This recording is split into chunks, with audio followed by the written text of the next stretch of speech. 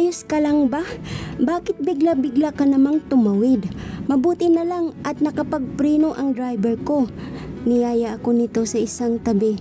Ewan ko ba at bigla na lang akong napahagulhol. Napaupo at doon itinuloy ang pag-iyak. Hey, huwag kang umiyak. Hindi naman kita sasaktan. Pang-aalo ng ginang. Mabilis akong umiling at pinunasan ang luha. Hindi naman po sa ganun. Tiningala ko ito. Hindi naman po dahil doon. Nayak lang po ako kasi mabuti po kayong tao. Buti pa kayo, may malasakit sa akin. Mabuti pa kayo, mabait sa akin. At saka ako nabaikbi. Naalala ko na naman ang mga itinuring kong mga magulang. Ang sakit lang isipin na pagkatapos nila akong palakihin, sasaktan lang pala ako ng mga ito at papahirapan. Ni hindi man lang ako minahal, ni naawa sa akin habang binubugbog ako ng mga ito. Kahit man lang kaunting dapat may awa silang maramdaman para sa akin. At kahit papano, sila ang nagpalaki sa akin. Samantalang itong ginang na nasa harap ko, bakit ang bait-bait? Kahit ganito ang itsura ko, hindi ko nakita rito na nandidirito sa akin. Natigilan ako ng pagmuni-muni nang nakita kong lumapit ito sa pagkakaupo ko. Kaya nga gusto kitang isama sa bahay para hindi ka na nagpagala-gala. Masyado ka pang bata. Baka mapahamak ka. Ang daming masasamang tao dito sa mundo. Tumulo na naman ang luha ko. Naalala ko, bigla ang lalaking gusto akong dalhin sa kung saan-saan. Dapat ba akong magtiwala rito? Napatitig ako sa ginang. Nang bigla itong ngumiti. Bakit iha? Ang mabuti pa, kumain muna tayo. Sumama ka sa amin. Sabay itinuro nito ang malaking mula na sa tapat lang namin. Hindi ako kaagad nakasagot. Alam kong natatakot kang magtiwala sa akin. Pero hindi naman kita pipilitin kung ayaw mo pa rin sa akin sumama. Kaya yayain na lang kitang kumain at bibilhan na rin kita ng ilang damit mo. Napalunok ako, hindi pa rin ako makapaniwala. Bakit ba ako inaaksayahan ng ganito ng ginang na ito? Isa lamang akong pulubi. Bakit po nagsasayang kayo ng oras para sa isang katulad kong pulubi? Biglang naisang tinig ko ang nilalaman ng isipan ko. Kita kong natigilan ito. Ha? Nagtaka ko nang dumaan sa mga mata nito ang kalungkutan, ngunit sandali lang iyon. Ha? Dahil may kakilala kong tulad mo noong bata pa lang ako. Pero bigla na lang siyang at bigla itong napahinto. Tumingala ito sa langit. Para itong may pinupunasan sa gilid ng kanyang mga mata. Wala na siya eh. Namatay siya dahil sa pagligtas sa akin. Muntik na ako noong masagasaan pero itinulak niya ako.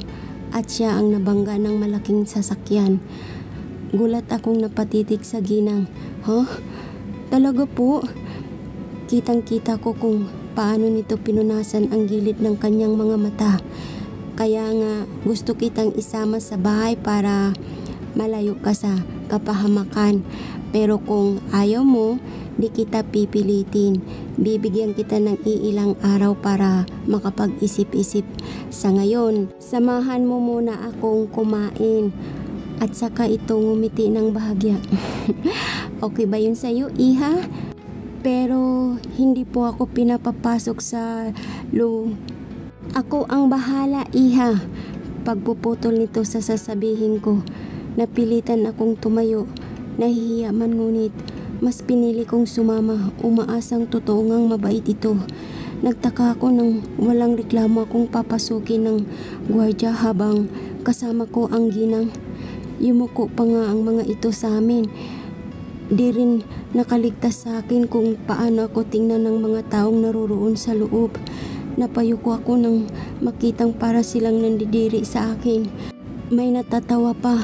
Gustuhin ko mang mapangiti at unang beses akong nakapasok sa ganito kalamig at kagandang lugar. Ngunit hindi ko magawa-gawa at baka isipin ng mga taong nakatingin sa amin ay isa akong baliw.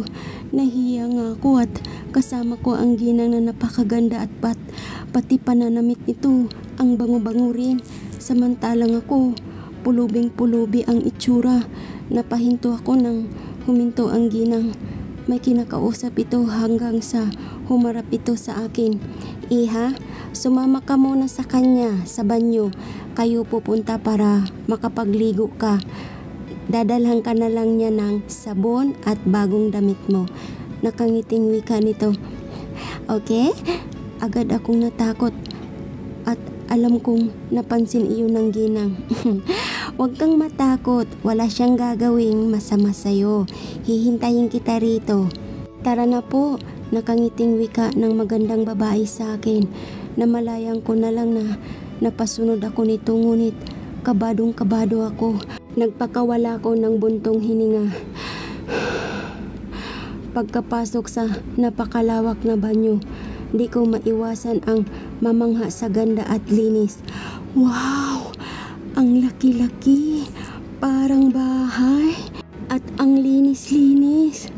Ang ganda ang kintab ng sahig! Nasa akto ako ng pagkakatulala nang biglang bumukas ang pinto ng banyo. Ay, kabayo!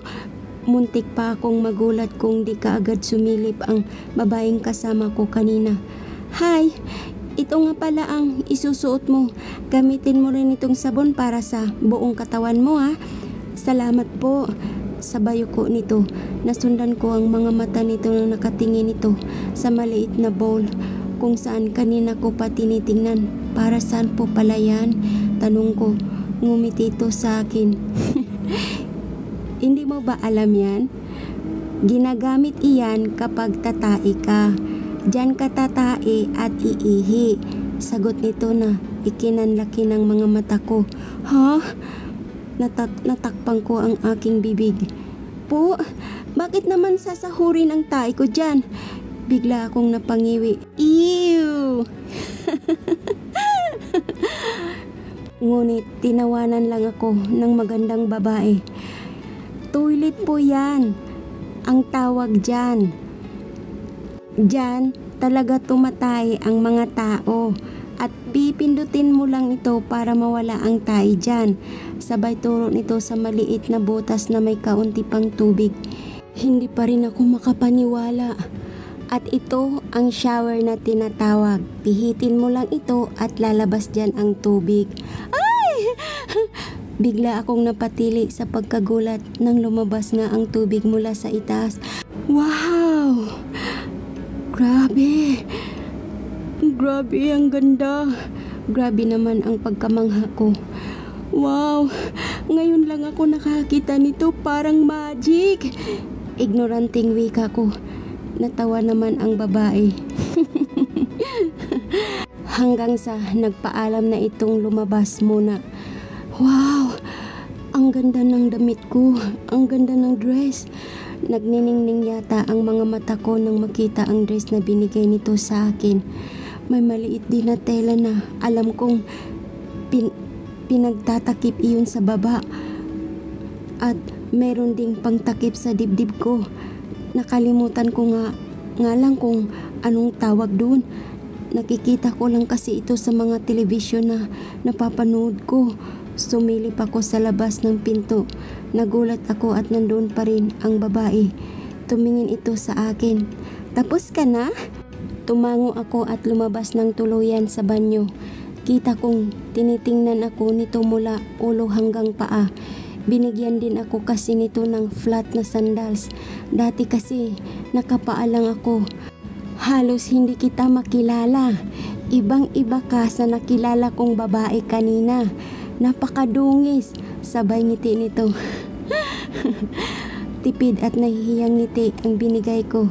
rito, abot hanggang tuhod ang dress na pinasuot nito sa akin. Ang ganda mo palang dalaga, iha. Maputi ang kutis mo at makinis din. Nasaan ba ang mga magulang mo at hinayaan ka lang magpalaboy-laboy? Dalaga ka pa naman. Hindi na ako nakasagot at napansin ko ang paglapit ng ginang. Hanggang ngayon, hindi ko pa naitatanong ang pangalan nito. Nats? Nakangiting sambit nito sa pangalan ko. Para bang hindi ito makapaniwala sa nakikita niya ngayon.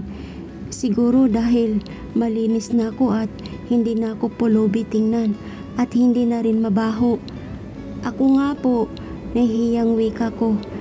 Niyakap ko pa ang sarili ko at sobra akong nilalamig sa lugar na ito.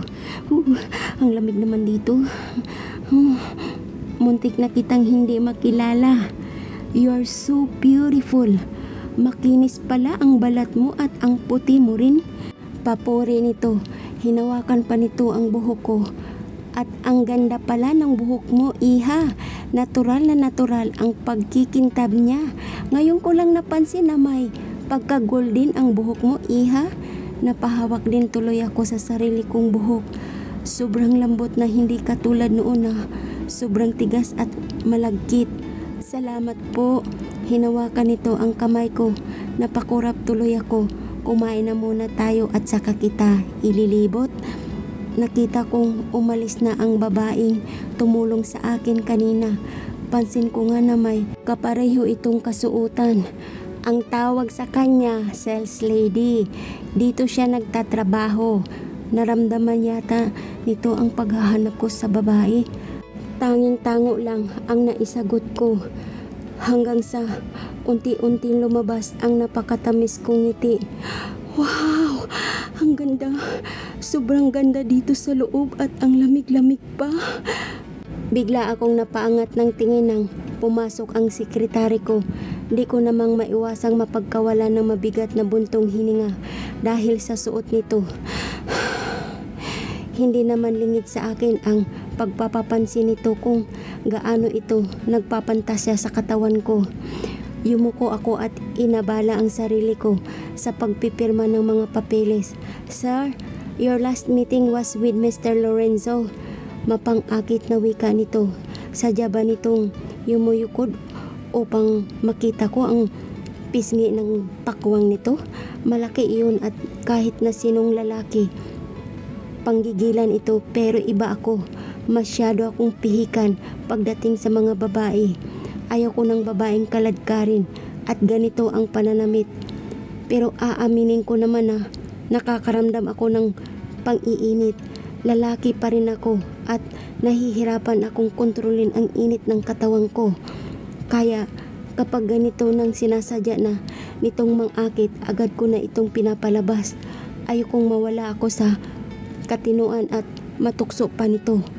Pero simula nang umupo ako bilang CEO ng kumpanya namin, nawalan ako ng oras sa mga babae ni makipagrelasyon man.